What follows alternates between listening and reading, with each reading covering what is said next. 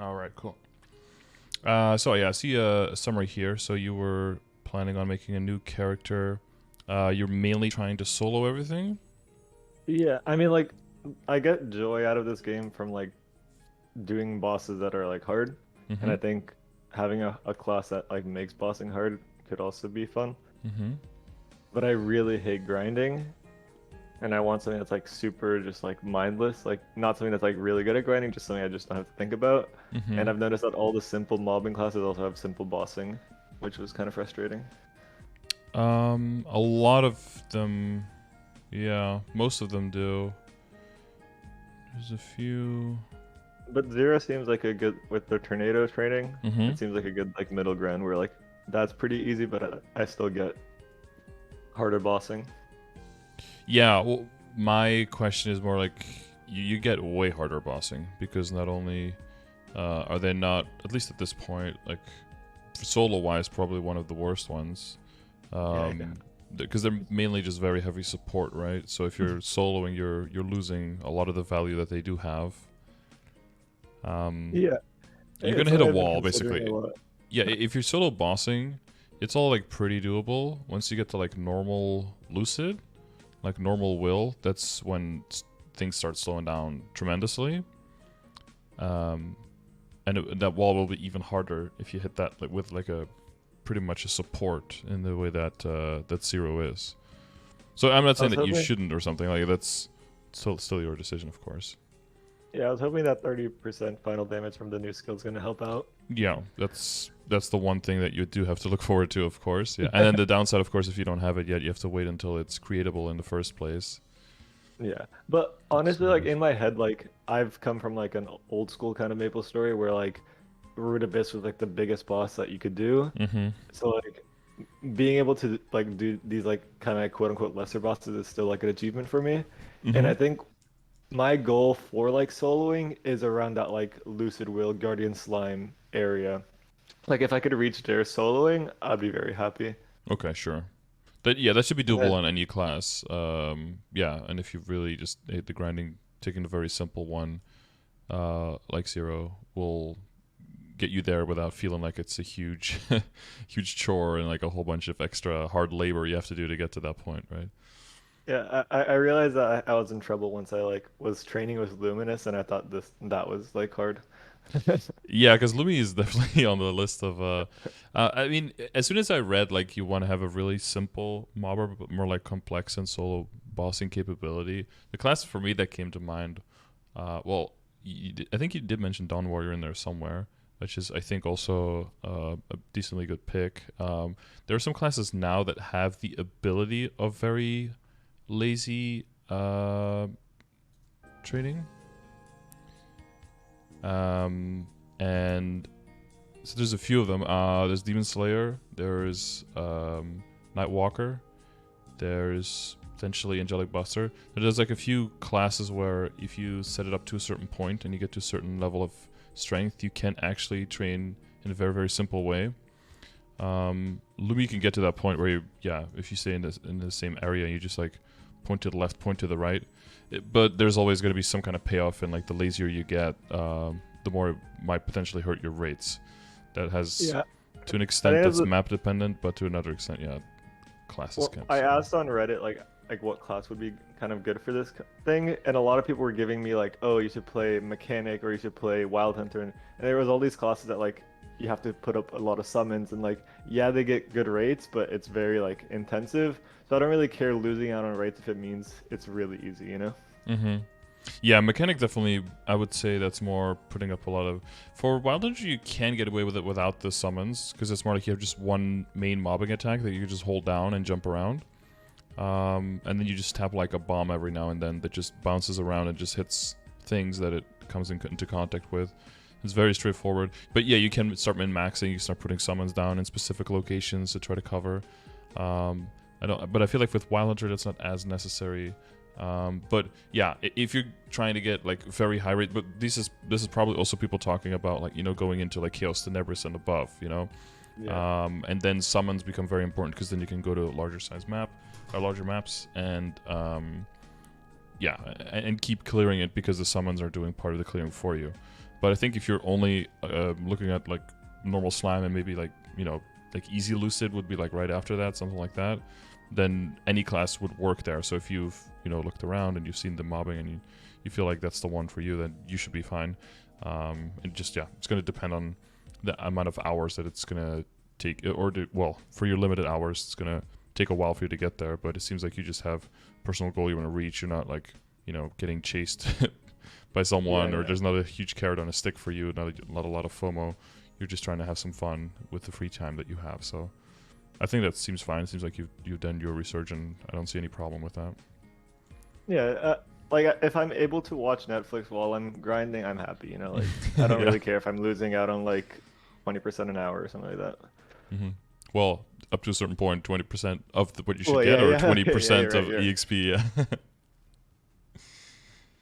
No, I get what you mean. So you asked a question here about like when to create it and about when to use your burning, right? Yeah, because Zero's in like a really like messed up spot for creation.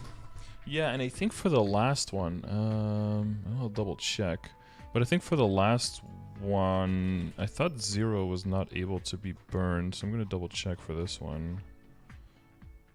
Because there was the limitation there.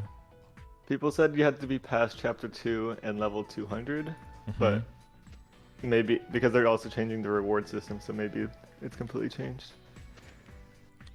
Yeah, I think it was excluded before, but from what I remember, I thought they didn't exclude it this time. I'm checking if it's part of this here. Hyper burning. Yeah, because you couldn't do like a pre-created character under level 200. It either has to be a completely new character or it has to be already 200. Or, you know, yeah, for Zero, what would be the equivalent of being 200, right? Up until a certain point, you have to kind of meet different requirements.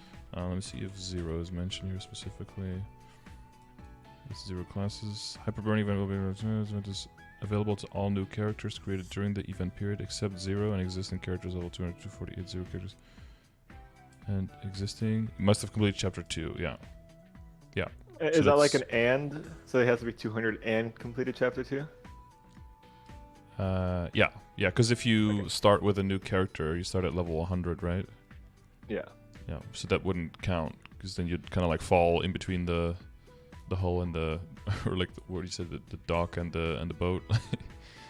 Yeah. So yeah, you'd have to make it a 2. But I mean, it should be fine if you take the time now to expand your Legion and your Link skills. Then a new Zero should get to 200 pretty quickly. But yeah, you don't have a whole bunch of arcane power already built up. You're going to deal with the growing pains of a hyperburn character in the sense that you get access to a new area. But I mean, it comes with all that other stuff though, right? Like it comes with all those symbols in the beginning, so you're still going to be leveling faster and expanding faster than you would without all the hyperburning stuff. So the only thing, yeah, you get the stuff from before level 200, but you just don't get the stuff at 200. Yeah. Hang on. That sucks that you don't get the one at 200 though. I feel like those 100 nodes right there is nice. Yeah, I wonder why they just want people to make new characters, I guess. But yeah, you were immediately missing out on quite a bit. And I technically am making a new character anyway. Yeah, it's a little, because it's a Zero. You're running into a whole bunch of exceptions. If you designate an existing character in a hyperburn, you will not receive previous level rewards. You will only see the rewards for the levels you reach after you begin the event. Yeah, so I guess the level 5 symbol and the 50 nodes is what you won't get. Yeah. It's been unfortunate, but you know, you just invest a little bit more in hyperstats, and if you're in a guild, you get 30 arcane power from that. Yeah. So I would definitely try to get into those, and you know, having access to guild skills, so work your way into making sure that you have a guild and that's set up and people know about your situation, that kind of stuff. That'll be a good idea. I'm in a guild on my Luminous and on my Marksman, but I don't really talk in there, and like I have no idea how any like guild systems work. Well, yeah, every guild will kind of have its own set of rules. I mean, in general, I assume that they have like no casting, no hacking, no cheating, that kind of stuff. But some guilds are built just purely for progression, and it's like just doing. Some are like just doing party bossing. Some are more social. Some are like heavily trying to grow and requiring everyone to do culvert and flag race to make sure that you get guild skills, and some are a little bit of a combination of that. So I would reach out. I would definitely check maybe in your guild description, like what does it say? Does it say like, friendly, casual, come hang out, or is it like, we want to be the very best, like no one ever was, like, depending on what they write there. And otherwise, I would just reach out to a junior or to the leader if you can, and just ask like, what's the potential here for, can I get my new character in here? How many skill points do you get per week, for example, like as a guild? Do you know that? I mean, we have. I think we maxed out all 3, like the crit damage, boss, the damage, and boss damage ones. But they don't let me use it. It says you have to. I don't have permission to use this skill. Okay. And do they have a message in the guild message board anywhere, or do they have a Discord? They say they do have a Discord, but I haven't joined it. I joined this like right when I was creating this character, but I've never like no one really talks in it, and I've never really been too active in it. So like I don't mind like jumping ship at some point, or like when I create my 0, like joining a new guild. Yeah, I mean 45 is a very solid foundation. Like, I think ours is like 47, and sometimes we get kind of close to 49, but all that really gives you is 4% IED or something. So for 4 minutes, so that's not really something to really write home about. Yeah, if you feel like you're just looking for a more social or more engaged guild, then you just definitely look for that. I think just as a guild leader as well, I think it's always good to just always try to reach out first and try to like talk about like, hey, I'm trying to do this and this. Is that something that we can do? Because honestly, nothing feels worse about like looking at your guild stuff and suddenly seeing someone gone and having heard nothing about it. It just always feels bad. Because I think as a guild leader, you're always trying to, you're not trying to keep people that you don't want in there or that don't want to be in there, but you want to make sure that people leave for the right reason, right? If someone says, I want to have all 18 of my boss mules in this guild so that I can do boss mules on them, and that's all I'm going to do on those characters, and so I'm going to be like, we just don't have that kind of spot, then that's fine.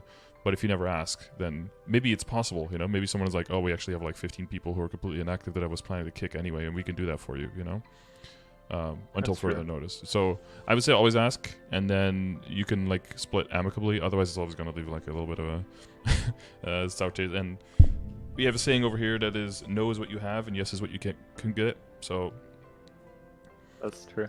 Give it a I guess try. I never looked at it from the other side. I just like thought of guild as like a just a mechanic in the game, not like a social thing. But I do appreciate that social aspect of it.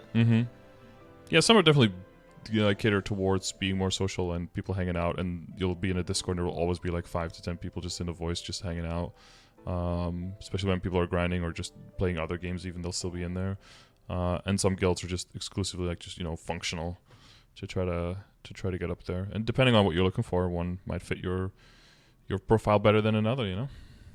That's true. But yeah, for the as someone who also leads a guild, it's better to know and to have had a chance to at least hear someone out than to just hear afterwards like, oh, I just want to do this, and it's like, well, that's something that I was willing to do for you, but you never even let me know. There's always I think the main thing is just not access to guild skills, and I don't know how to get access to them. Yeah, it could be a very small thing. It could be like all you have to do is like run culvert weekly and just let me know, let like a guild junior know. And then you can get it, and then it'd be like, okay, that's a pretty minimal requirement. I'm more than willing to do that for 45 guild skill access, nice. And then problem would be solved, right? You wouldn't have to look for another guild. This is true. also, sometimes Discords have like areas that are kind of like cordoned off, so it's also possible that Discord looks kind of dead because you don't have like all of the roles assigned to you, and maybe when you get a different role, you can see a whole bunch of different resources where maybe people are active. That's also possible. I don't know. True. So I would just look into it and see if it's something that you're willing to deal with before you make your decision. I guess the reason why I thought it was inactive is because like in the guild chat in the game, I don't often see people talking. I used to be in a guild like during like when I was on regular server, and like the difference between like the two like interactions is crazy. Yeah, I understand because way back in the day, I think also the people who are still in non-reboot, and I played there for a long time. You would meet a bunch of people in the game, right? You'd ask them what their real name was, like their first name, and then you add them to your buddy list, and you always say like hey and welcome back and everything, right? That's like Yeah. completely gone. That's just not the Yeah. the reboot vibe anymore. But a lot of the communication has completely been exported or outsourced, I guess, to things like Discord and other stuff. And Mm. if you have, if the people who want to talk are in the voice in Discord, they're not also going to chat in the game. And of course, it's a very grind heavy game. So if you're grinding or you're AFK or you're bossing, you can't really just take a Yeah. lot of time and type, which kind of sucks for me, like for streaming as well, because it's a grind heavy game. You got a lot of lurkers in chat. And you don't want to like force people to have to chat, but I get a lot of my value from like vibing off of people and from good questions and from conversations.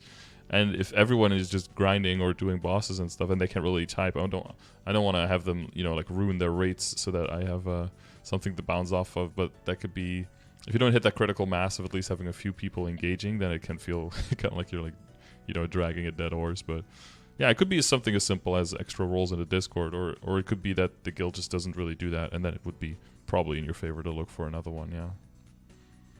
I see. But yeah, so that's a good thing to future prep. The other thing would be Legion and Links, of course, right? So you have a solid foundation to get your character started, so you don't get behind. I mean, so that your time will be valuable because you have a limited amount of time available, right? I mean, is 6K the what I should go? 6K is a very attainable, especially now with 42 characters, right? It's a very attainable thing. And it's very easy now with the Sakum ARM tech. I don't know if you heard about that. Nah, I do that on all my characters. Yeah. Like Because honestly, that's going away with Savior. So if you can get 6K before then, you'll have like that easy part done, and then you can get to the point where you can hardcore capitalize on extreme growth potions, that kind of stuff, like that one to like 95 grind for me is not too bad. Like, and then once I get to Zakum, it gets to easy 140. But like anything past 140 is when I was like getting bored. But just I think I did the math. It's like I need like 46 characters at 140, so just a few more above that, and then I get 6K. Yeah, well, only the top 42 characters their level will count. So you'll have if everyone Yeah, is but then I around have like a few 140. 200s, so I think I'll be fine. Yeah, then it'll be fine. But just if you said 46, like as soon as you hit 42, you can only gain levels on one of your top 42 characters, right? So if your 43rd character gets to 140, your Legion level doesn't go up at all. If your 43rd character goes to 141, then your Legion level will go up by 1 because it'll replace whatever 140 was in there. Yeah. But 6K is very attainable now. 140 is very doable, right? Getting to 100, 120, get all of those level 2 links. That would be very solid foundation for sure. And then in most situations you can just reassess. And it's also when your main character can have a better option of making double setups, like for hyperstats, you get like a mobbing one and a bossing one. For Legion grid, you get a mobbing one and a bossing one. Yeah. You'll have some options then. How do you unlock those extra Legion boards, by the way? I don't know.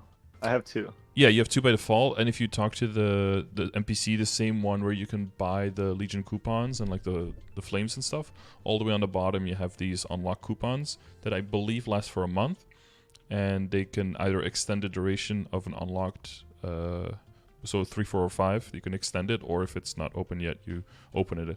Very similar to how it now works with the secondary pendant slot, basically. I see. It's just an extra way to spend your money. Yeah. I mean, if you have a really big Legion, it's pretty useful. You have like a buff duration setup, you have a mage setup, you have a non-mage setup, you have a mobbing setup, and then you almost would want 6, like a mage and a non-mage setup for both mobbing, bossing, and buff duration, so that you would kind of need 6 that way. But you can redo the stats. If it's really if you're trying to min max when you're more like 8 and 9K, when you're trying to min max less on the side of the on the grid bonus, but more on the side of the member bonus for like which characters you put in there because of all the passive member bonuses, basically. But until that point, that's one mistake I made, is that because I was creating a few int characters because I like mages. And then because of that, I made more int characters because I had the Legion bonus from like the extra int that they give. Mm-hmm.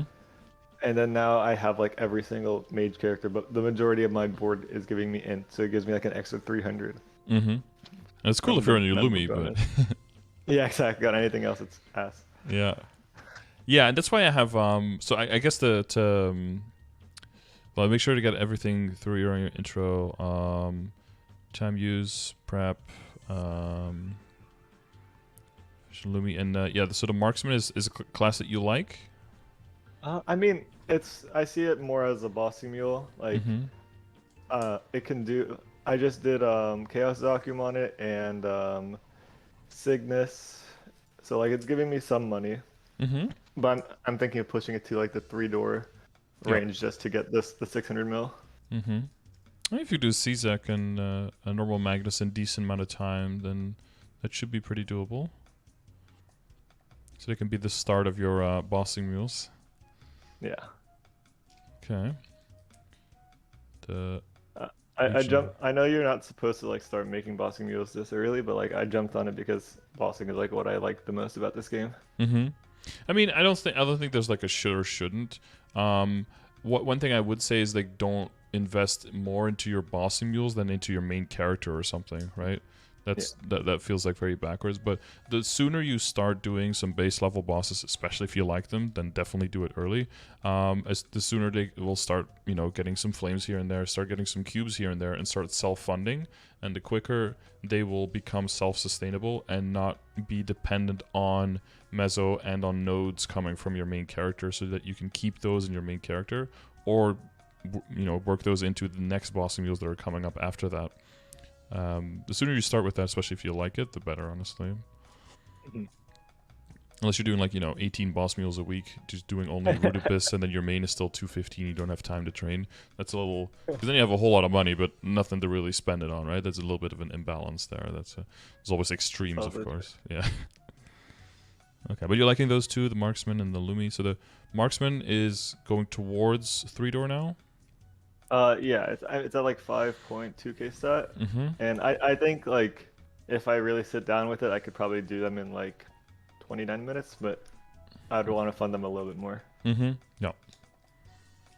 Yeah, for efficiency and just for general enjoyment. Yeah. Not trying to spend your whole day killing 3-door. And the Lumi, what does the Lumi kill up to now? So I've been practicing Lotus, and I just was able to solo Lotus, nice, like yeah. 2 days ago. Mm-hmm. And now I'm just practicing Damien. Okay. Yeah, I'll probably take a bit longer for most people it takes longer, right? The mechanics are a bit easier. So Yeah, you get the base down. Phase 1 of Lotus is pretty easy. Like it's free damage because I just get to teleport through laser, Yep, exactly. It's a beautiful advantage as a teleporter mage. Exactly. Yeah, a lot of classes have that. They have something where some kind of trick, to anything you can do to stay on the bottom and not having to go through. I guess the 0 as well. You got like a teleporter to your sword that you can use. That's like one of the things. I think I cannot play a class that has to flash jump. Like I need a teleport class. Mm-hmm. Yeah, you got like a rush teleport type thing with 0, and you've got flash jump, so you got your options. Exactly, yeah. It sucks that he removed the infinite teleport though. Mm-hmm. Yeah, I would say, especially because you're focusing on bossing, I would say it's definitely more of a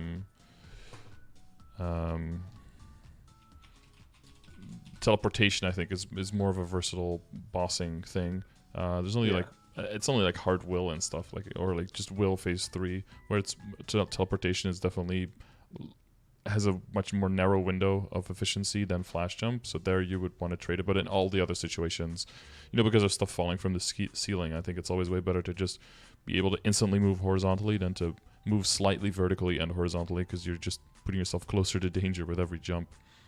Exactly. So I would, if I got to choose, teleportation would be all the way for me as well.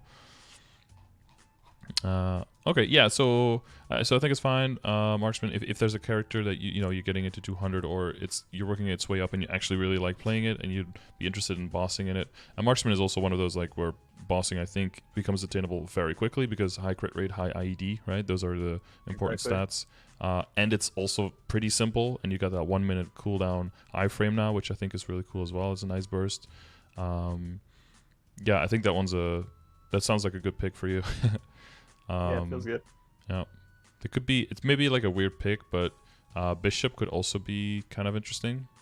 I actually did have a bishop, Mm-hmm. and I switched it to Ice Lightning I see. because I thought it would make Ice it like Lightning's also very faster. good, but Bishop's got like it's also simple. You got like bossing mode. You got the holy symbol, so that even the training can be pretty simple, pretty straightforward. But you actually train pretty quickly because the holy symbol gives you so much extra EXP, and also has very high IED and crit rate from itself. So it doesn't require like a giant legion yet to immediately confirm your damage. Yeah, that's one of the ones I kind of regret because Ice Lightning is pretty boring to me. But I have like this shield on it from the crafting now, Mm-hmm. so I'm thinking of switching it either to Fire Poison or back to Bishop. But I don't want to spend the money on it right now because I'm trying to prep for Zero. Yeah, and I mean eventually you'll make pretty much one of each class, right? You have 49 classes, but you have Exactly. 55 slots. So I think job change is kind of it's an interesting mechanic, but it does feel a little bit counterintuitive. And for most people, I'd say to be hesitant with it. Of course, Explorer Mages is probably the cheapest one and the least impactful one. But the problem, if you're doing it very early, is your matrix gets basically completely cleaned out, and then you're gonna need nodes to be able to do anything. And you're in a situation where every node is still highly valuable because you want them for your character. So it might not be a good idea to just willy-nilly keep switching jobs when you might as well just make a new character, get to 200. That gets really fast after a while, right? And then That's true. you avoid all the cost and having to redo, and now you have an extra character. You want all of the Explorer mages anyway because they have a really good link skill that stacks together, right? So it's 9 damage, 9 IED. So you'll end up with one of all three anyway. So I would try to avoid job changing. I would say there's like two situations where I think job changing is very valuable. For all the other ones, I would advise against it.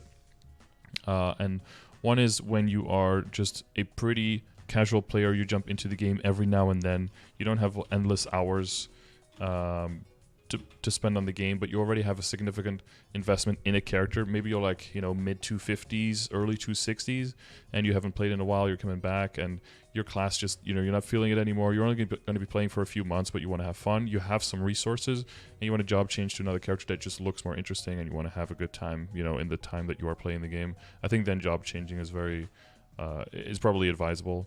And the other situation is if you're like big end game, you have near infinite resources, and you're trying to get to like level 285 to 290, maybe even to 300, and every single percent an hour you can get is just, it takes like a year off of getting to 300, right? So then just picking whatever is the best class that can get the best rates That's crazy. with the overview, then switching is highly advisable, I would say. But even then, you mostly want to do it with for mobbing. You can exception, but mostly Explorer Mages would be where you can do it, because you can imagine, if you're like a Night Lord, you're trying to switch to a Shadower. Maybe Shadower training is better, or Dual Blade training is better. Like you can't use your liberated weapon, right? Because that's a claw. You can't re-liberate unless you drop your old weapon. So you'd have to go into an arcane and spend a lot of money on that. So On Mage you can, which is nice. yes, yeah, and that's definitely the lowest cost. The only thing, quote unquote, you have to do is like completely redo your matrix, which you'd need like several thousand nodes to feel like you're not just going back to grade school. You want to kind of step into your shoes and continue forward, and because that's the other thing is a lot of times job changing comes from a little bit of grass is greener on the other side kind of thing, or in the other meadow. And if you switch over, you don't have a good secondary, you don't have a good weapon, and you have limited nodes available, that switch is always going to feel bad. Even when maybe it is the right move for you, because the other class is a better fit for you, it's going to be really hard to get like that objective experience of that, because you're not going to be able to exist on the same level that you were. So yeah, you're going to have to take a big step back. It's important to either be cognizant of that or save up more before you do it. That makes sense. I guess the reason why I was switching was because I had just gotten like the shield on that mage, Mm-hmm. and I got like a few Fafnir stuff on it. I Mm-hmm. was like, do I really want to go through all this again? Yeah, But when I I get look at it that. in a bigger scheme of things, like You'll get to a that takes point where wanting Fafnir on something is going to be a matter of just like logging into it, switching your Legion, your links over, enabling your guild skills, and just taking like 20 minutes, and boom, you have like 3 set. You're going to get to exactly. that point, and then if you're looking back at like all the job changing you did before, it's going to feel a little bit silly that you did that. But you know, part of that is hindsight, but part of that is just your relative value of your time is just going to change as you move through the game, right? It's only natural. That's true. And Yeah. on the other note of Matrix is Mm-hmm. all my characters have like 0 nodes because I have no idea how to get them efficiently. Because I have like 0 drop, I don't have anything, and Yeah. I never see them other than event. Yeah, I've it's only been events. Vanishing Journey has like the daily, right, where you get a little bit. What is it, like 2 or 3 every week? So you know that's a big whoop. Other than that, it's just grinding it out and event shops for sure. So if you see them in any event shops, you basically just jump on that as much as you can. It's going to be extreme value, and the other stuff is just getting drop rate. So that's why when I would say when your character reaches around level 225 or something, that's usually around the point where I think, okay, is this character going to just stay a boss mule? You know, maybe going to expand a little bit towards 230, maybe do up to Lotus and Damien. But otherwise, just everything below that. Or do I really like this character? Am I going to commit to it? Am I going to go all the way to like Slime, Lucid, like all the way to 250 basically? Once you know that you're going to go to 250, typically that's the point where you start heavily investing in your accessories to get drop rate and meso obtain, so that you can make that money back by the time you get to 250 and create a solid foundation of income for yourself and for your account to be able to reach higher level Star Force and the higher level and the better potential tiers, right, that you'll need to get to be able to do the bosses at that level once you reach that point. So that's yeah. when your So base income will go up a lot, hopefully. so this is like my game plan right now is Mm-hmm. I'm seeing my like weeks that I have leading up to event, and I know Zeros really like having their 22-star weapon. Yep. So my idea is to wait for that Shining Star Force that is probably coming during the summer event, Mm-hmm. and just trying to get it then. Mm-hmm. But I think I did the math, and the calculator said I needed like around 10 bill to do it, like average. Mm-hmm. And if I do weeklies and don't spend any money from now on, I think I make like 9.5 bill until like June 16. Mm-hmm. So math wise, like I don't really have the room to spend more money with the income that I have. So my question is like, should I be investing into these characters to make them stronger, or should I just stop spending any money anywhere? Okay. Yeah, I think so for context, the 22 weapon thing is definitely a thing. It comes down to having to redo your weapon. Now, if you get to the point, let's say that you went for a 21-star weapon, for example, that's probably already significantly cheaper and not that much worse, right? It would give you substantially more money to spread over all the other ways of upgrading, making you more gains across the board than what you would get from 21 to 22 specifically on one item, right? So from an efficiency standpoint, I definitely want to point that out. So the main downside of not doing it is if you confirm your weapon to a set, right, that you would have to remake the, well, kind of like the weapon that you get as that set to be able to unlock your weapon again, so you can Star Force it again, right? The main thing there would be switching from Abzo to Arcane would be annoying. Then you have to get a bunch of Arcane backups. Otherwise, you'd have to like restart like with a completely new Arcane weapon, and that would be, you know, not an ideal thing because the weapon system does work a bit differently. I don't think, like, if your goal is to like solo up to like normal slime, if you can get 21 star like Absolute tier and then like Fafnir set bonus, right, because of the lucky hat whatever bullshit that Zero does, that whole situation, that should be more than enough to kill the slime. So whether you go 22 or not, that's one thing I would look into, like how much money would you save. The other thing when it comes to the income, are you doing Ursus Maple I Tour, are you doing that daily? I am. When I go into Ursus, like they kill him so fast, I only get to like S. So I only get like the 30 mil instead of the 33. But I'm doing Oh, that, yeah. and I'm also doing the Okay. Maple Tour thing. Yeah, okay. No, that's standard. S is standard, honestly. Like double S and triple S is very hard to get. There'll be like a big exception. The main ways that you can get double S is if it's like a very fast run, someone catches someone, and you just enough people dodge an attack to make it so that the total score goes like over, I don't know, like 63,000 or something. And then randomly people get double S's. Sometimes one person crashing makes everyone get more score. Sometimes going in with 4 people and clearing means that you barely get an S. The scoring system is really shit. So just aim for S, and as long as you can consistently get that, then you're good, basically. Okay, cool. But yeah, so it's just between Ursus and between Ursus and Maple Tour should be about $1 a week, right? And then you get your Yeah, I didn't calculate those in. mm-hmm. Yeah, because early on, that's like the biggest chunk of your income almost, right? And that's like quote unquote free money. And then on top of that, you have all your bossing crystals and that kind of stuff. So I think with that, you should be fine. Also, I don't think the shining should be like it might be pretty early in the event, but usually it's not like the first week or two. So if it's like 3 or 4 weeks into the event, suddenly that gives you, like a few bill extra, right? That's true. But I would definitely check the Zero class Discord. See if they can help you out with making that determination about whether it's a good idea or not to go for 22 or if 21, because they'll know exactly like the details. They'll tell you like, okay, this is like the upside, this is the downside, and then you can make the decision for yourself.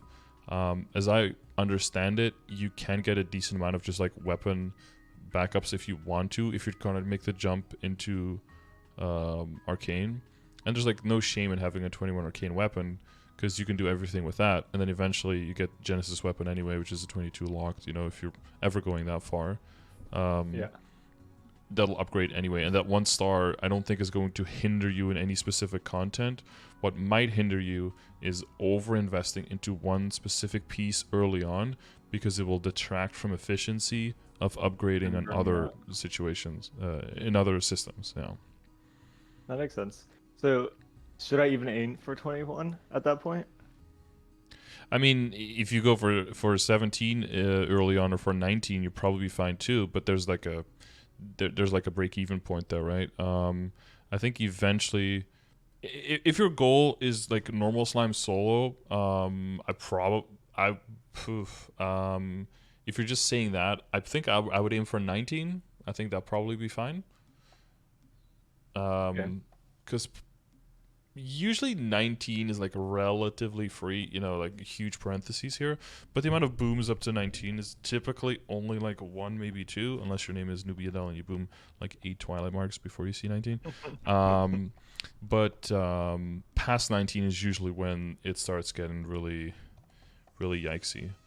So you could play by ear. You could start and be like, oh, you hit 19 immediately within like just like a bill or two, and you still have a whole bunch of money. You can like, I want to tap, and then blow 4 more bill without ever seeing it again, and then being like, oh shit, I should have kept. There's got to be like a good chance of that happening.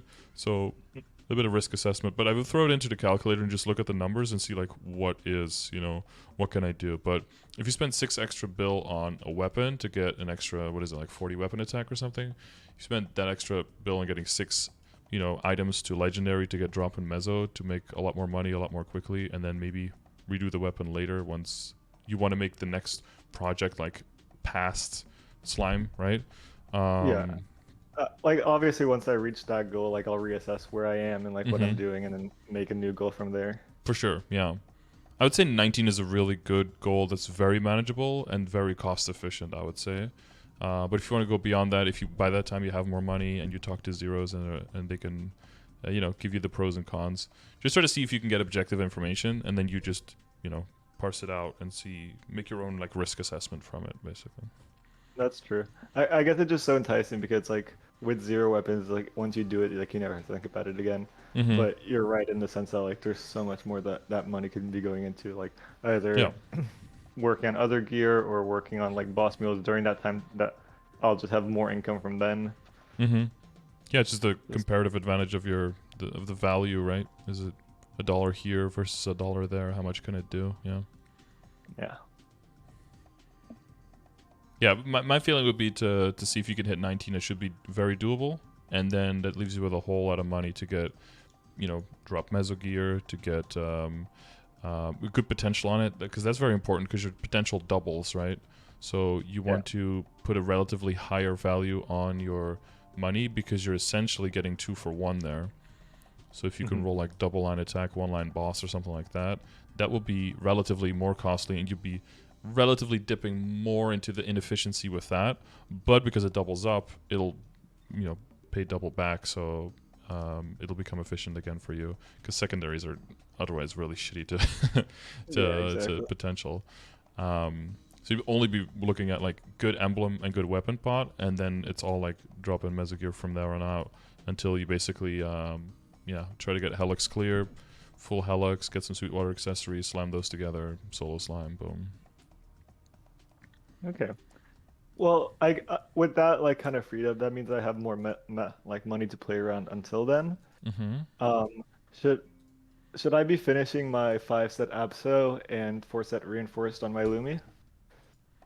Yeah, so you said you have 4 set now? So I have the earring and belt already in Oh, my 2 pieces. like Yeah. inventory, Mm-hmm. and I'm at like 325 coins to buy the ring.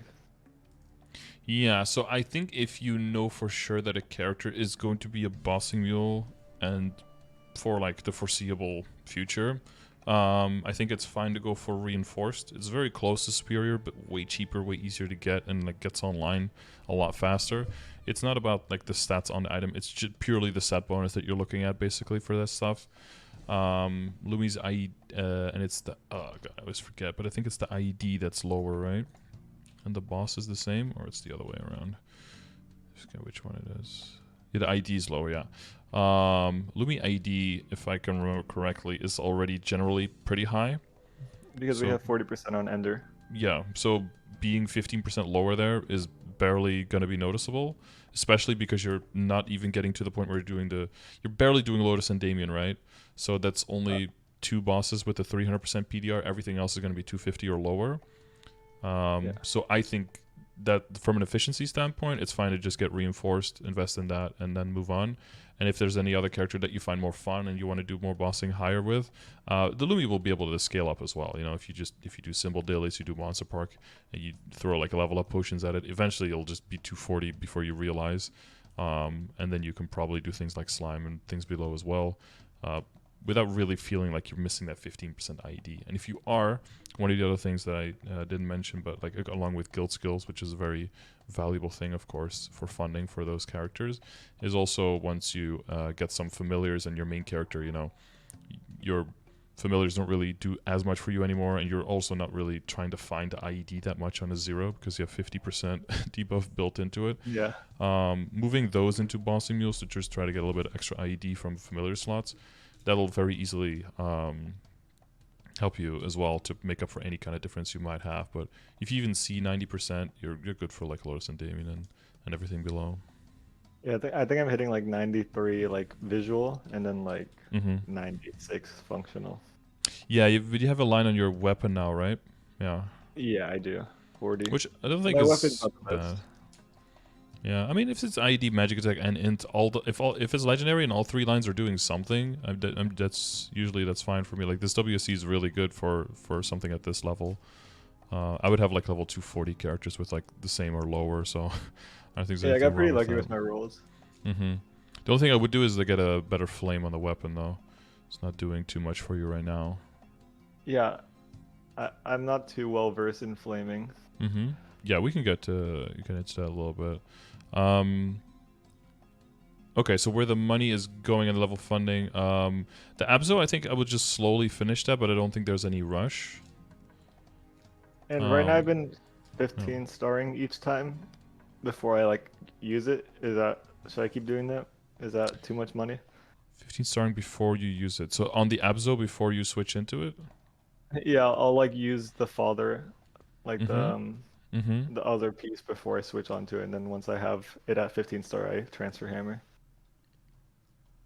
So you wear the 150 piece, you get it to 16 and then transfer it into. Yeah, so I don't have to like redo.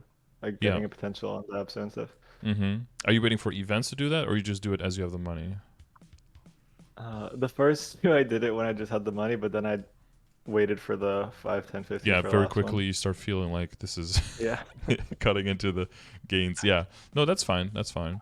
For the cape, you can always wonder if you even want to do it, because they made the set bonus, the 5 set bonus, not as crazy anymore. Plus the Tyrant base stats are really good. If you compare like a 16-star Abzo Yeah. here When I was looking at the base, to a Tyrant, uh, yeah. the base cape is giving me like minus 400k. I'm like, how's it gonna get better? Yeah, yeah. It very like if it's a boss mule, it's going to be hard. I don't think it's worth the money for how much of an improvement it is, so you can skip it, I think. But if it's going to be your main character, you're going to push it further. You're going to get at least a 17, maybe beyond that. You're going to get way better potential. You're going to flame it for longer. So then it makes sense to switch over. But yeah, I've got some characters that got like flame scores of like 75 to 80 on the Tyrant Cape, maybe 1 or 2 stars on it, and like unique with 12 or 15%. Like there's no worth of Abzo caping over that like ever. It's just way more trouble than it's worth. So it's fine to skip that part, I would say. That's how I've been feeling about it as well. Yeah, so the background is always going to be whatever the goal with the character is going to determine how hard you push, right? As long as you're aware with transfer hammering that existing and the longevity, like how long are you going to hold the item versus like how quickly are you going to move over versus the amount of damage impact it can have on your total account. As long as you square that away with what is the goal with the character. Okay, I want to be able to do Lotus and Damien and the other crystals, so like the 13 or something, probably excluding Princess No because fuck that boss. Oh no, I do Princess No right now. She's not that bad. I love Princess No, do it. Depending on the class, some classes can just blow through it, other classes have a terrible time. I want to be able to do, typically you'd say like I want to be able to do all of those roughly in about 30 minutes, pop the guild skills, nuke all of them, maybe do a culvert, maybe do a flag race, but then you have like 40 to 45 minutes and then the character is like cleaned up, everything is sold, all of the weekly stuff is done on one character. That's typically the goal. So if you're okay with doing it longer, or you want to do it faster, or maybe you only want to use one guild skill so that you use one and then you don't have to wait until the guild skill comes back next week and you just use the other one, something like that. Whatever the goal is for the character to be able to do, if you get close to that, then you're good and you can stop funding, right? Because with power creep, with Legion, with higher level link skills, eventually the character will get stronger by itself, and it'll only get better. So as long as you start approaching it, purpose of the boss mule is to generate money, not to be a money sink, right? So at that point, you can start moving on to the next guy and bringing that guy up. That was good. Okay, so that addresses those questions you had. And with the marksman, do you feel clear on where to go with that one? Yeah, I mean, like, it's a very, like, I think I'm just going to go 3-door for now and chill at that, and then move on to the next, like, 3-door and kind of keep working at that until I have enough to where I'm maxing out, and then I'll start increasing from there. Yeah, some of it is going to be just the hands as well, right? Some is just going to be better at the mechanics with the character, and as you do the boss on more characters, your knowledge of the boss is going to increase as well, and you're going to have way fewer situations where you get into any kind of trouble. You get to the point where you start dying because you even stop paying attention and you're actually watching Netflix while bossing as well because it just has gotten that much of a routine, right? And then when you die, it's also like it's no big deal because you're not in any risk of actually failing. But that's only the case in the beginning, so let's just be the goal of what you're working towards. How do people get 500 nodes? They take me forever. Yeah, the thing is just that eventually, if items, and this goes to like how fast you level. This goes to how fast you make money. This goes to how fast you get any resource in the game. If you want to make it so that increasing the chance of getting something means something, and also you want to make it so that that the eventual rates of getting something are still within reason, and you don't get like literal thousands a day of nodes or literal tens of billions in like an hour, then your base rate has to be garbage. That's like the only way you can do those two things at the same time, right? So that's just, I think by definition, just has to be like that. The people who have 500 nodes are either people who have played a very long time, play very efficiently, combination of those, or are very stingy with their nodes, or a combination of those. A lot of times people look at my storage and are like, oh, you have 6,000 nodes. And it's like, the main reason I have that is because there are characters that I've played for a long time that are at the situation where I want them to be. They can do the things, right? The thing I just mentioned. And I'm able to do that without having my nodes maxed. So I'm not going to max my nodes. I'm going to hold those until there's another character that is close to where I want it to be. And I need more damage, but I don't really see any situation where I can be like, oh, I can just very easily reroll the potential on this, or I can just easily tap this item and potentially ruin my whole career. I'd rather just open like 100 nodes and get that guaranteed damage increase during my burst, and maybe that's enough to chip a little bit of time off of all my boss runs, and now it's where I want it to be. Or now it's where, instead of duoing a boss or doing it in a party, I can also solo it in a reasonable amount of time without losing my entire day trying to kill this boss, right? So that makes sense. I can look at like, what resource do I have at my disposal, and you can make more optimal choices the more you keep them around. So I never try to go too high. Like if I see I have around 6,000, usually I start spending, because there's no point in keeping that many, in my opinion. I'm not at the point where I'm like, oh, I'm suddenly in love with this character. I never knew this character existed. I want to max it immediately. I'm never going to be that guy. So as long as I have like 4,000 to 5,000, I'm cool. But there are people who have like 20,000 nodes in their inventory and they have every single character maxed. These are just people who just grind their ass off. Every single character they've trained, they've grinded them all. They all have like 300, 400% drop rate.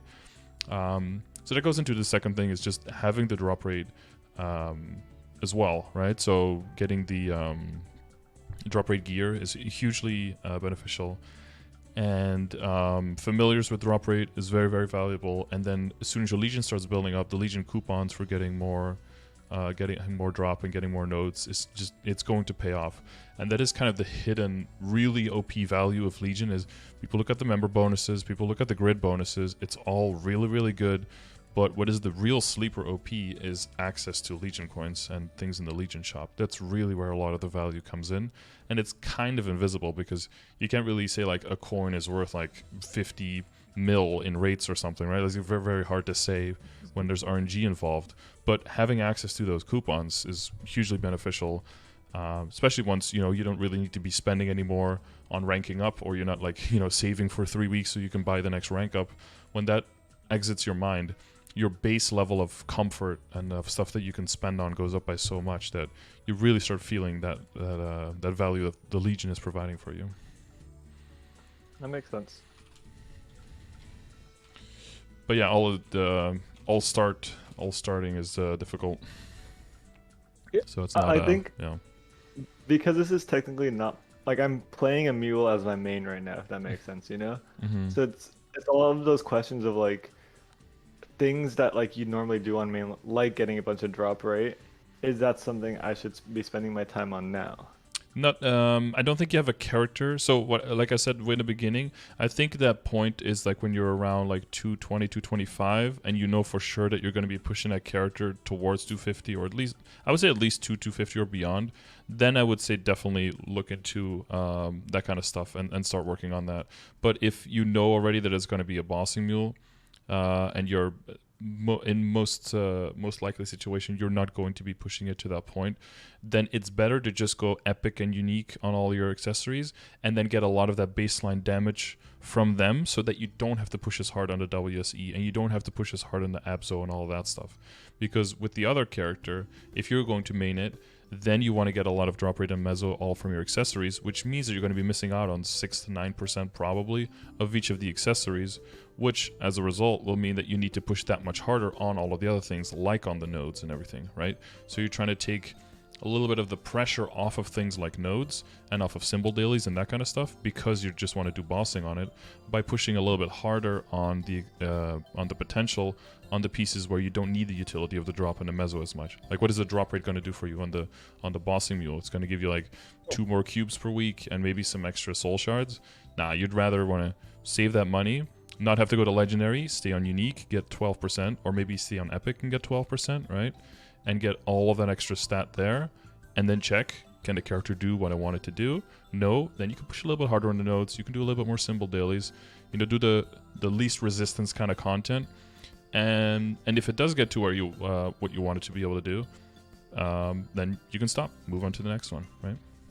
That makes sense. So like I should approach it right now as like a, hey, I'm hindering my node stones, but that's okay because I'm not playing my main yet, so I'll take that hit for now. But then once I have him, I could start getting those back because I'm going to be investing in the drop rate gear on him. Yeah, I would just check on your character and be like, when does it start to feel good? Like when you log in, you do your stuff on the Lumi.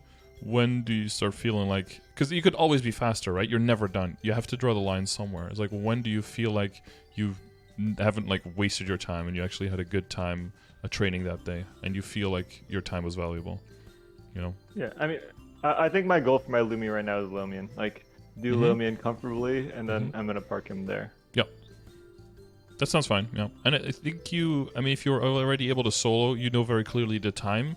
It's probably going to go down in time a little bit because, you know, you get better at the boss. Power creep happens as well. Legion links and all that. But it'll slowly still keep getting stronger. I would say simple dailies is a good thing to do. Especially just like Vanishing Journey and Choo-Choo, right? It can be very fast, especially if you have unlocked... It's great EXP. It's an insane amount of symbols. Because I think you're at 250 arcane power. I would say all the way up until you're like 225 or even up to level 230, and you get like close to like 600 arcane power or something, is very manageable. But it'll be, like, I mean, compared to where you are, like 3, maybe 4k extra stat just from that, and that'll already make a huge difference. And there's the only funding required is like clicking the level up on the symbol button, right? So that's maybe like 1 or 2 of your weeks of your crystals that you just kind of like save up, and that goes into there instead of being siphoned off. But that's going to be a huge increase in damage and a huge decrease in the time needed to kill the bosses. I see. Yeah, so I'm always... the more things you have running, the more it becomes like a management system. But the more you can like find those low-cost opportunities to get those easy gains, and then just kind of reassess the situation. Like, is where you want it to be? Cool, move on. If it's not, okay, what is the next slightly lower cost, slightly higher cost thing that you can have access to, and then push a little bit on that. Got it. Okay. So as far as the overarching things with the for the session, kind of like to go a little bit meta. Have you seen my sessions before and like my commands and everything? To which extent are you familiar with that? Yeah, I've used them quite often. I come in maybe like once every 2 days to like look up something that I forgot. Okay. And are there any things that you've looked at that you want to have additional info on? You mentioned flames before. I don't know if there's anything else where you feel like you want a little bit more in depth. I think so. As a returning player, like there's some things that like just come natural to me, but then some things like I feel like I just don't even know about in a sense of like I had to think about it. But I feel like I have a hard time like understanding like, because there's these goals of like, oh, you should be at like, to solo Damien Lotus, like everyone like recommends like 25k, but like if you're able to do it at 12, then it becomes confusing to me. Like knowing what actual numbers things need feels weird. Yeah, and that's kind of the reason why. So the progression command, I think, is it's kind of like my flagship command, I guess, because it encapsulates a bunch of all of the other information all kind of into one. And the main thing is just that we don't have like one single metric that you can just say like, this is how strong you need to be. Because also, what does a strong you need to be mean? Does that mean you can just go in and kill it in like 3 minutes? Does that mean you can barely kill it within the 30-minute limit? What class is this for? How good are your mechanics on that character? Those 3 like variables already is like too much to express in one single number, right? And the damage range tries so hard, but it's just completely inadequate to give you any kind of insight on how strong you are. So I try to have your level be the indicator, because level difference penalty is huge in Reboot. So I try to have that be like the main guiding number, and then have all these other metrics in the progression grid basically show you like, this is the area that you want to be in. And as long as you're somewhere in there, as long as all of them are somewhere in there, and they have to like internally kind of keep each other up. So like if you're like close to 235, but all of your stats are like barely scraping by in like the early mid-game numbers, you're probably going to have a hard time. You're going to have to either just have amazing hands, or it's going to be insanely long runs, but it might be theoretically doable, right? And if you're level 210 and you have all of the max numbers, you probably is like your 6th or 7th character, you dumped way too much money into it, and you might be able to do it, but you're also going to have a hard time because all of those numbers are not going to represent what they do because your level isn't there. So if you're doing bosses that are like level, you know, like at 235 you have access to Will, for example, but Will is level 250. So even if you are to like 235 or maybe closer to 240 and you have all of these numbers, it's still going to be an extremely long boss fight, or maybe impossible for you, because at level 235 you have 87.5% final damage reduction. So it's basically like you need 8 of you to do the same damage that otherwise 1 of you would do if you were at 250, right? So at that point, you need to level. So the secondary value of this is, where can you get the most efficient value for your time and or your money, which is, you know, very heavily causated with each other. So I would never say like you need to have 20k stat. So like my boss mules that are level 230 are around 20k stat. They track all these other things. One of them has full superior, but that's only one of them. And I usually kill Lotus and Daemon combined in around 10 minutes. That's with 2 maxed out guild skills. That's with legendary WSE, but like kind of on the level of your Lumi, maybe a little bit below. Like I said, it has like 1 line of boss, 1 line of attack, 1 line of stat. One has like 2 lines of ID, 1 line of attack, so I might be like way over on some stat. Like I'll have a character with 98% ID, but I'd rather have 98 than have 88, right? So if I can have 3 useful stats doing something on a WSE, I stop and move on to the next thing, because that's value right there. If I get 7 lines of ID, maybe I reroll something, but I haven't ever gotten to that point. So as long as you're like roughly approximating these numbers, you're on the right track. And if you just see that you are way over on a number, that's because that's what you like to do. Some people hate Legion and they might be way on the early end, and some people just love Legion and are 8k and their main character isn't even 230 yet. Somehow people do that, and that's fine too. But what it means is that you're tapping into inefficiency on one of them, so that means that there's very high efficiency on the other things that you haven't gotten to yet. One thing I know is that I do like the whole hand skill thing. Like learning a boss with maybe lesser stat is something that's very interesting to me. I don't like just bursting a boss. Like if I'm finishing with 2 minutes left, I feel pretty accomplished. That's the other thing. It just the best way to know if you're ready or not is just to fucking go in and try. Because you can have a whole bunch of metrics and a whole bunch of numbers on the screen. Or you can even watch 5 people in a video do it and talk you through the whole mechanics. But until you go in there and physically have to do it, it just doesn't really materialize. So best thing you can do is go in. And I like doing that too, to an extent, is just go in and just curse up a storm and get completely triggered and watch videos and curse at how much they make it look easy and how much easier their life is than mine. But in the background, I'm constantly taking everything in and trying to see what I can do to improve. And eventually I do improve. And that process to an exterior person could look like, are you even enjoying yourself? Are you even having fun? But, it's very much like the League of Legends person who locks themselves in their basement and just keeps screaming. But it's like, no, this is fun for me, And that used to be me. Yeah, everyone has their own way of going through that. But I guess this gives you a little bit of a guiding principle, especially if you're doing a run and it's taking very long. I think yesterday there was someone, and it's okay, my BA is 1.5 trill, but I seem to hit all the metrics. What's going wrong? So I said okay, well, check the progression grid and look at the numbers and see what you're doing, where you're off, right? He's okay, the ID is a little bit low, I'm at 91, and for the critical rate I'm at 78. I'm well, now you know what to work on. Get that critical rate to 100, maybe sacrifice a little bit of the other stats, and try to get the ID up to 93. And I can already guarantee if you keep the same hands and you just fix those stats, your 1.5 is going to go up to a 2.5 probably, without changing any gear. It's a lot of it, and the further you go into the game, the more it is that a lot of it is just comes to puzzling and rearranging all of the stuff you've already earned to work for you more optimally.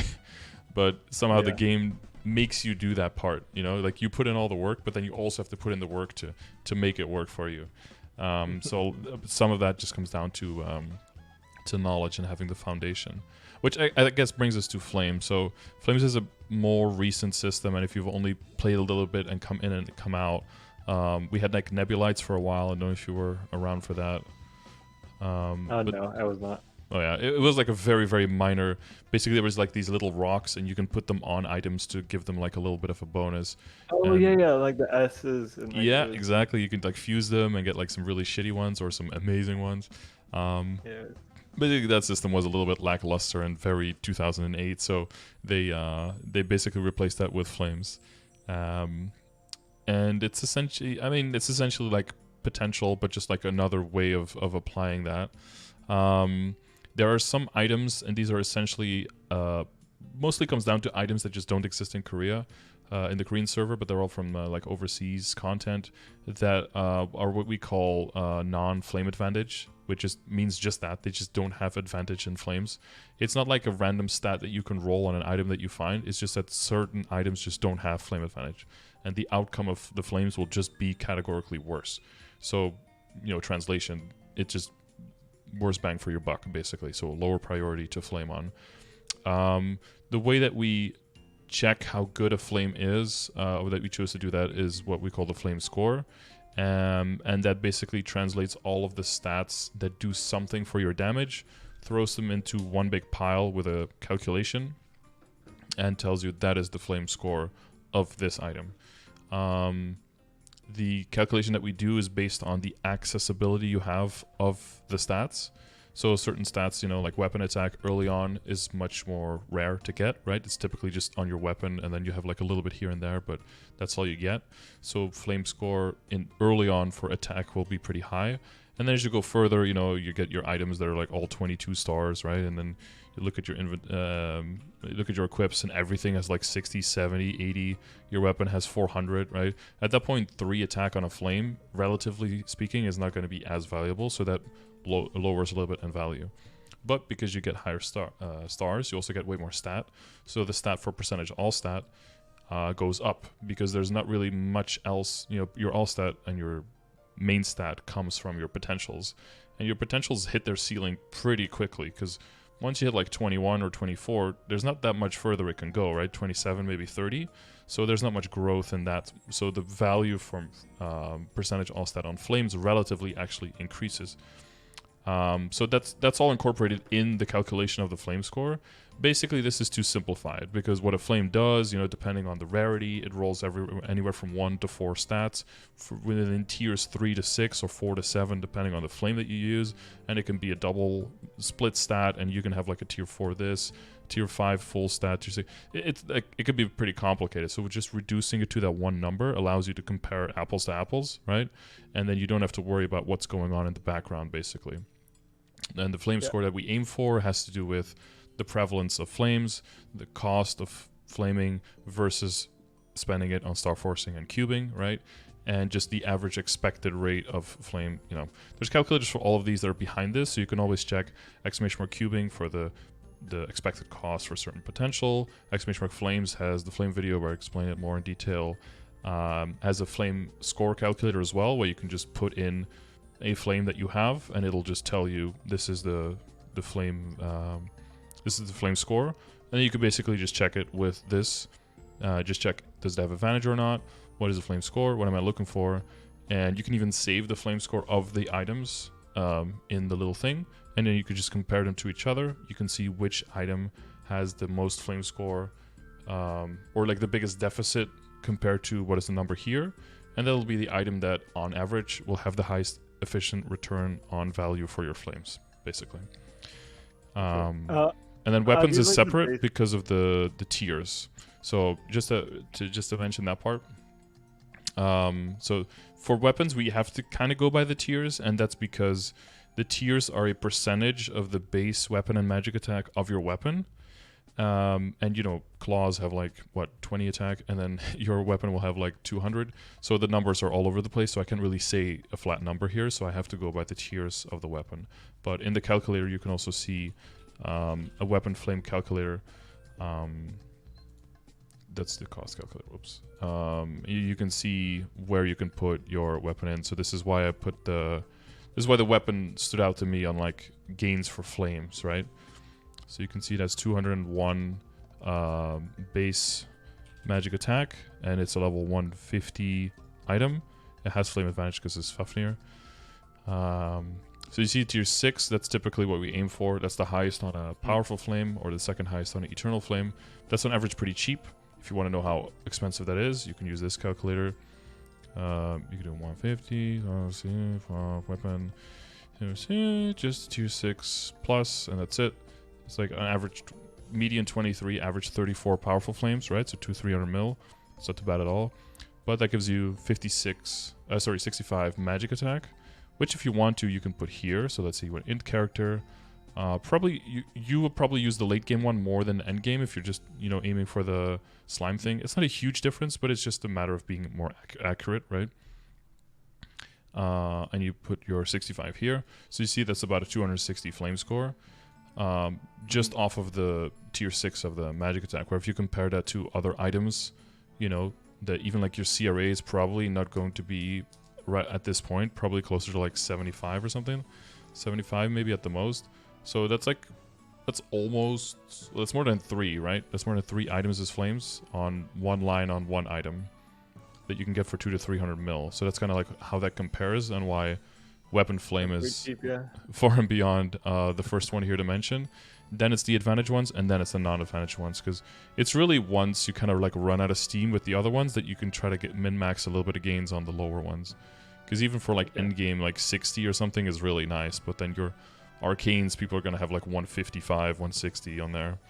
So it's going to be a huge disparity.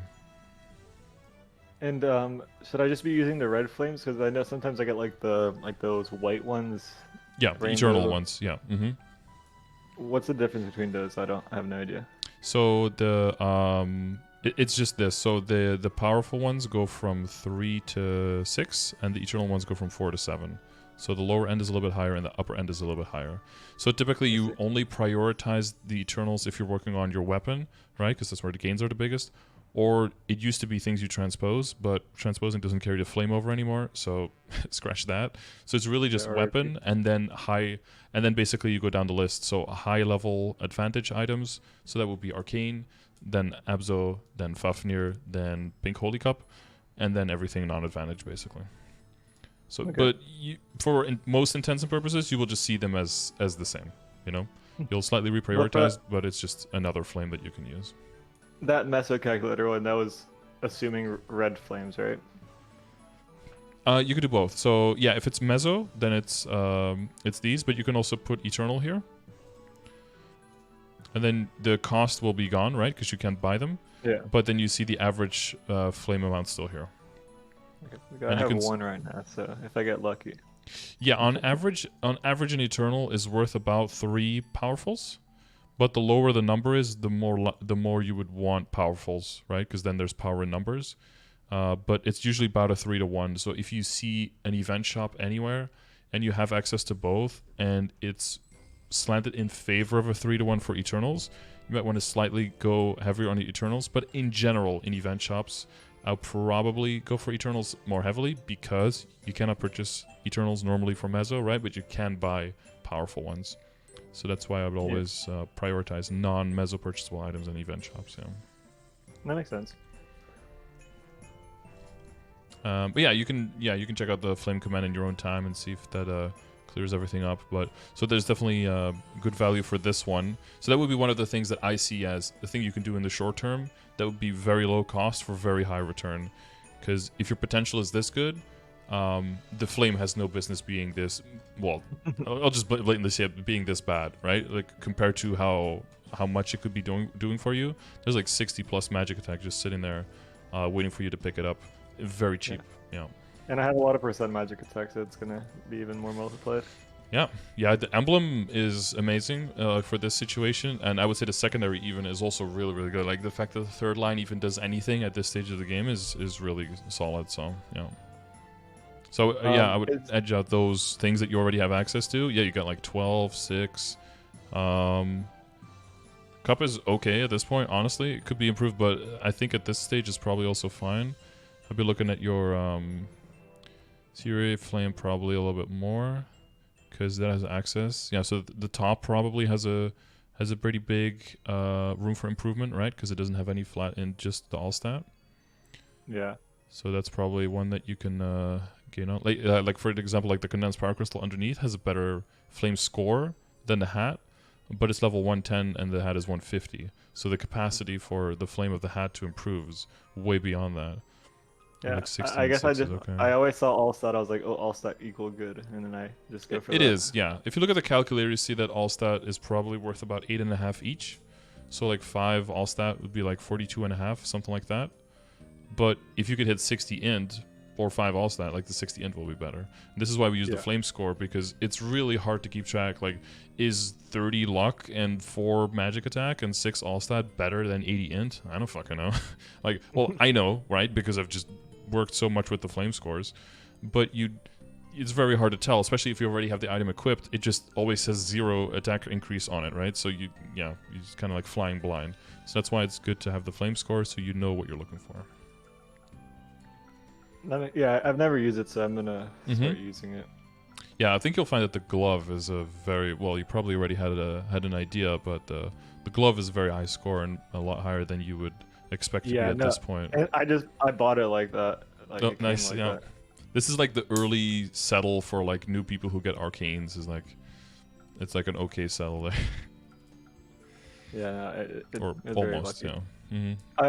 I just rolled this. I sent it to you. Should I keep that or should I keep going? Oh, this on the weapon.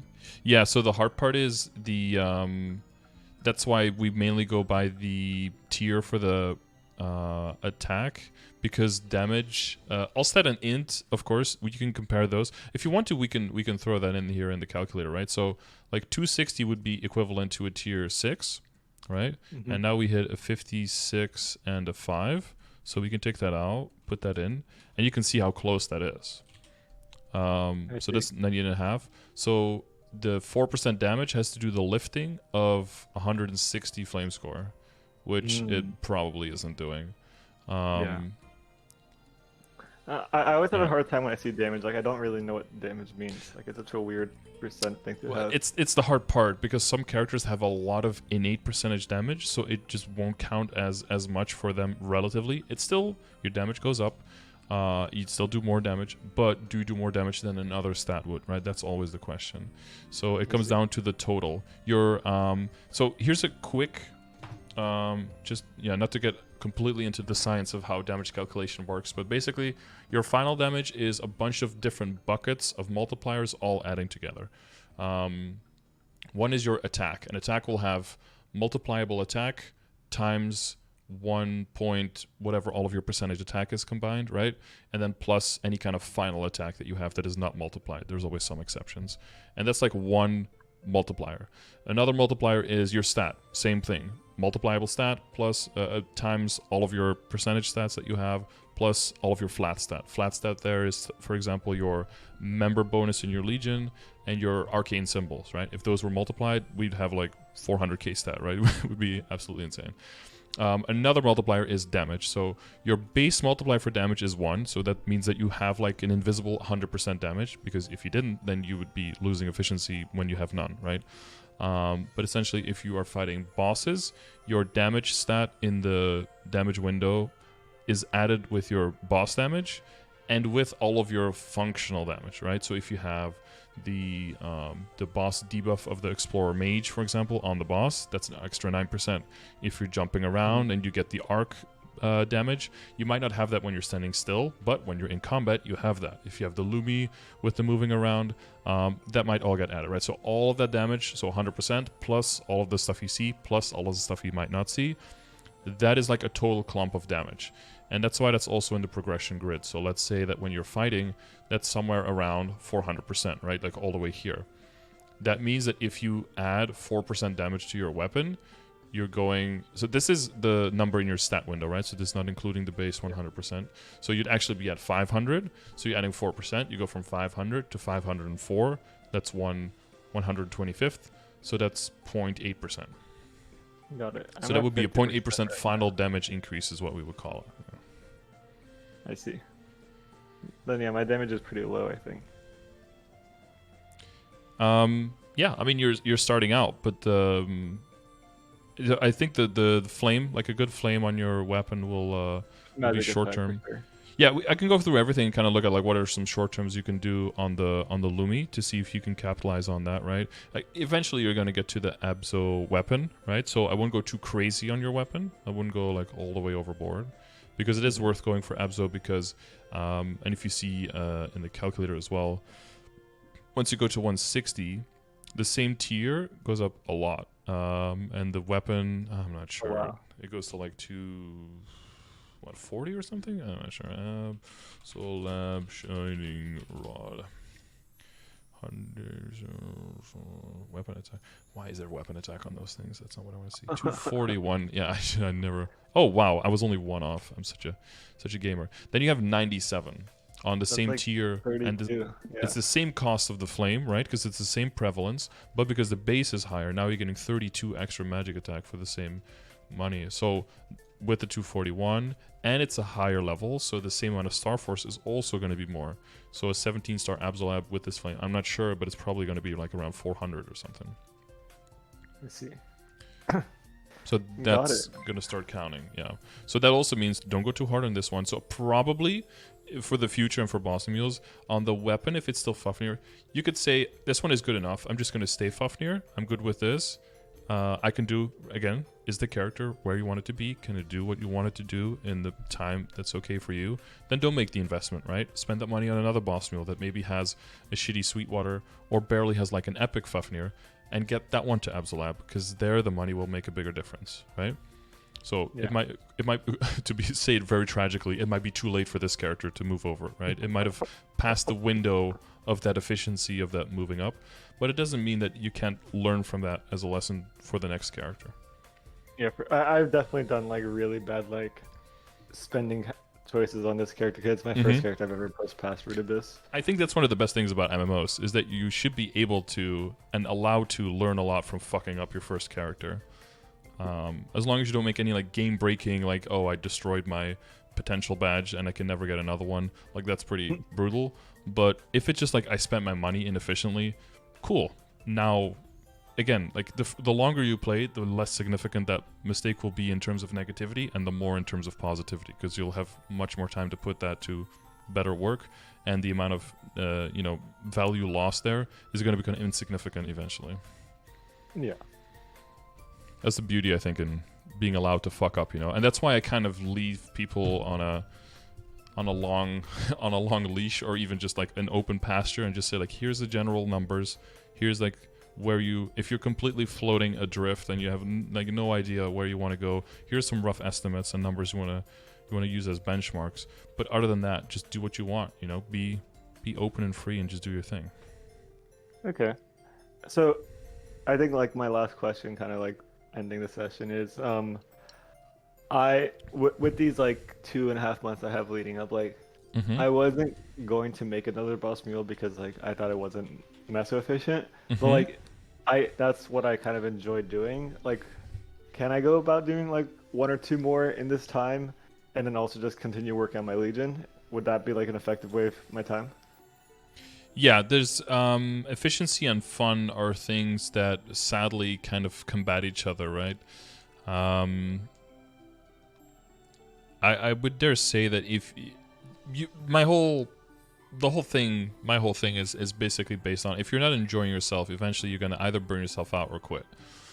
If you don't like log in with the desire to want to log in because you want to do something, then I think there's something wrong. If you log out and every time you log out you feel shitty because you forgot something or there's something else you have to do, I think that's a bad thing. So you want to avoid that for as long as possible. If you feel like doing more bosses and playing more boss mules is what you want to do and is what is fun for you, then do that, by all means. It's never going to be like, it might be slightly inefficient in time, but it will get you to where you want to go, right? It will help you make money. It will help you have fun. It will help you enjoy and want to log in and, you know, have a generally good time. So I'd say, yeah, do that. The one thing that's more the question, I think, than that is which characters are you going to do it on, you know? I mean, I like Demon Slayer looks kind of cool. Mm-hmm. I was thinking of because Dark Knight looks kind of cool. Just getting like strength characters up there, so then they could be like Legion member bonuses as well. So like Yeah, also killing helping two the zero. birds with one stone. I would say that's a good idea, but don't overestimate the value of like flat stat for Legion and stuff, because it is, I would say, a little bit lower on in the pecking order of influence for your character, right? So I don't know if you've seen this one, the Lynx and Legion grid. Yeah, I've used it a few times, but Yeah, so I'm not stat is going in that exact order. yeah, well, yeah, but there's slightly difference between like the exact order and like starting almost all the way at the end, right? So Yeah, if you're going for strength, it can be very alluring to go for strength, but you know you got like Adele here, but that's like the first one that I would purely pick for strength, but that's like number 34, or you know it starts at 3, so like 32 on the list, in my opinion. So if you're trying to do it for efficiency and for damage, look at this. If you're trying to do it for fun, then just do whatever you want, right? And I would say find a balance between that. Do one for yourself, do one for your, you know, for so that you know is good because of the objectively, right? And then just do like a cheat character again, whatever you want to do, kind of like alternate. well, I used to main like thieves, and I was thinking of like doing a Shadow or a Night Lord for that like boss damage link. But then I was thinking like, oh, but then isn't their Legion board not as effective? So that's why I was like afraid of doing something like that.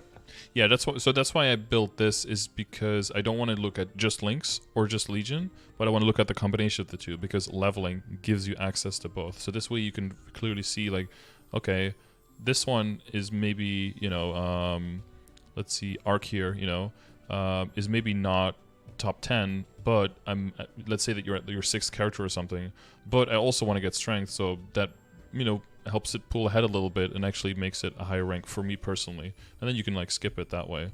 Like Adele is cool. Any recommendations for zero, like that would help?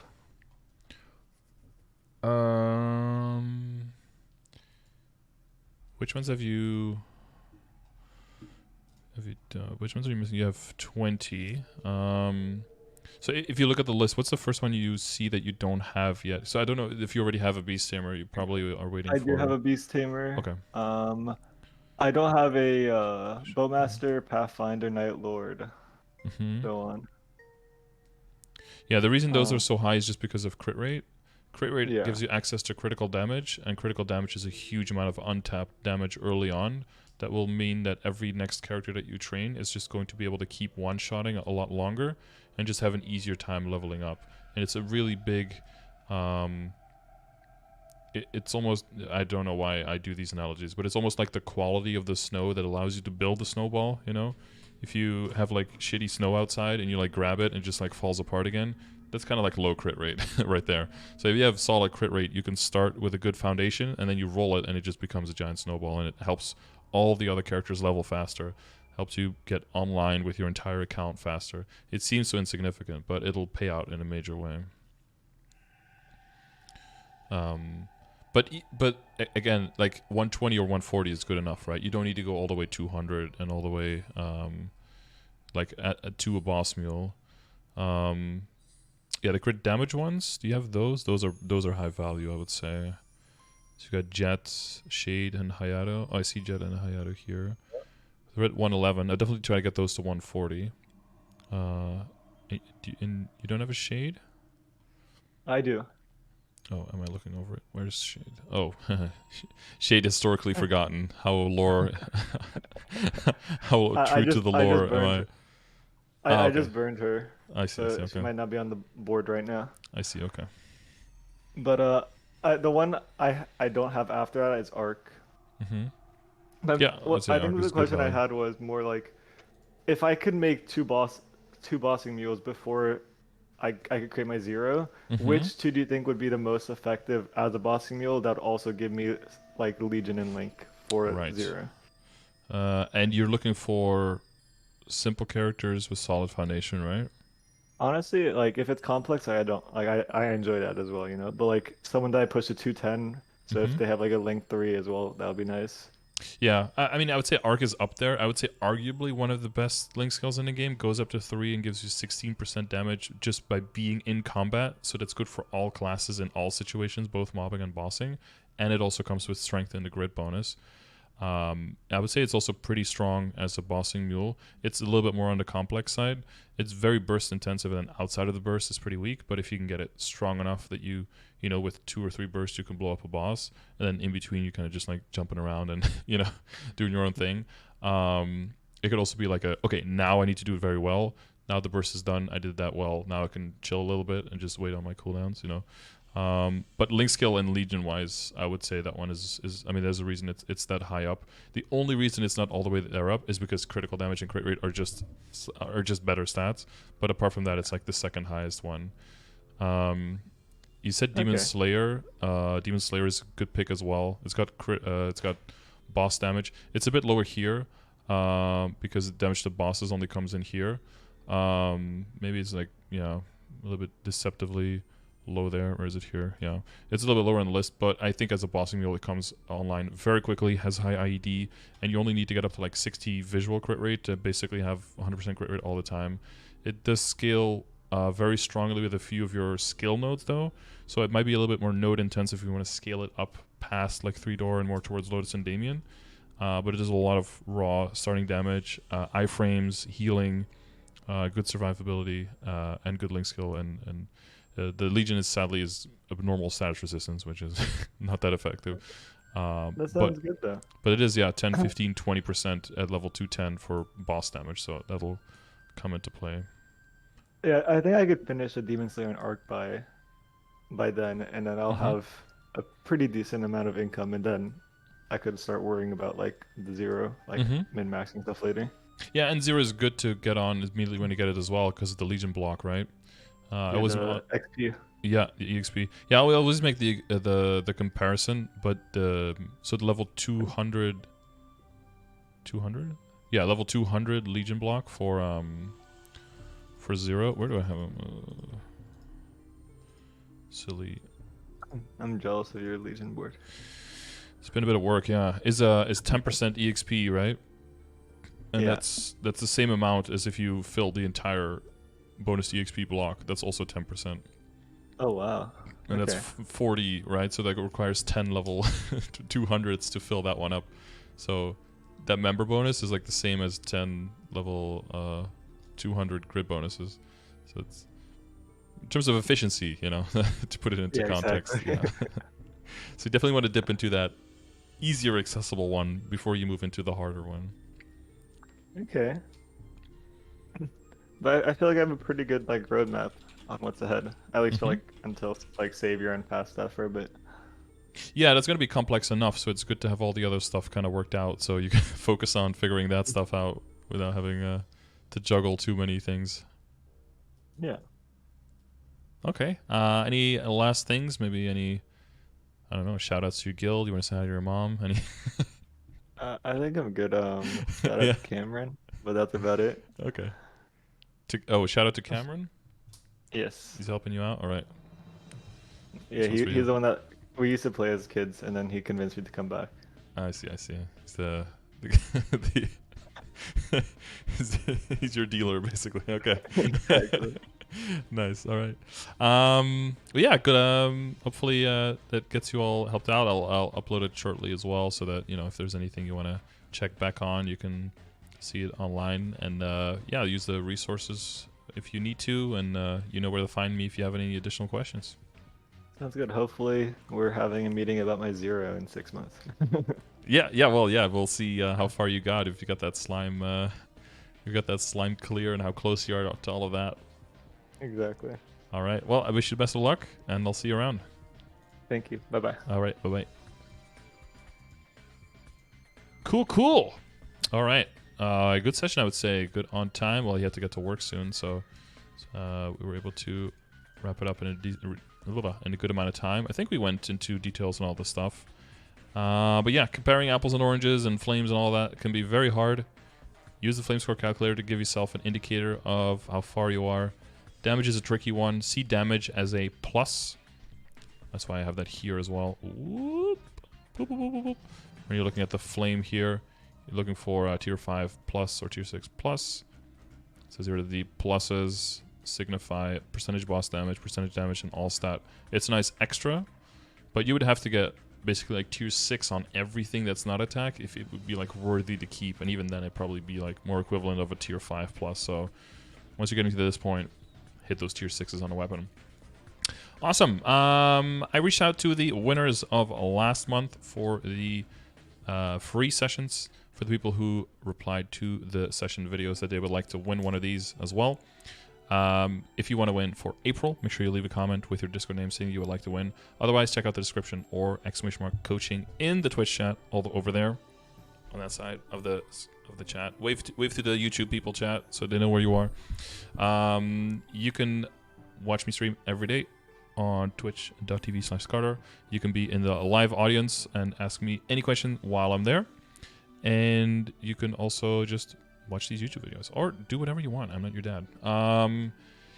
Yes, if you have any additional questions, you know where to find me. You can reach out to me, do the coaching sessions, all that stuff. Any of these resources you can all use through the Twitch chat. They're all available with commands, which are ! and then connected to the ! whatever type of content you have a question about, and it will give you a spreadsheet. It will give you a wiki link. It will give you a patch note. It will give you a YouTube video, whatever it needs to do to explain the concept in better detail to you. So yeah, if that's something you're interested in, I'll see you during one of my live streams, or I'll just see you in the next video. Thanks for checking it out, and I'll see you in the next one.